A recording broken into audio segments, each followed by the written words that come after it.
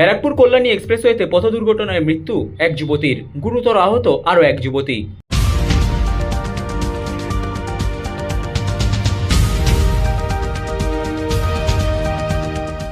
ব্যারাকপুর কল্যাণী এক্সপ্রেসওয়েতে বাসুদেবপুর থানা এলাকার অন্তর্গত মথুরাপুর এলাকায় পথ দুর্ঘটনায় গুরুতর আহত হন ব্যারাকপুর নিরঞ্জননগর কলোনি এলাকার বাসিন্দা 23 বছর বয়সী সম্প্রীতি ঘোষ ও 22 বছর বয়সী শ্রুতি ঘোষ। তাদের উদ্ধার করে ব্যারাকপুর ডাক্তার BN বসু মহকুমা হাসপাতালে নিয়ে আসা হলে চিকিৎসকেরা সম্প্রীতি ঘোষকে মৃত বলে ঘোষণা করে এবং শ্রুতি ঘোষকে কলকাতায় স্থানান্তরিত করা হয়।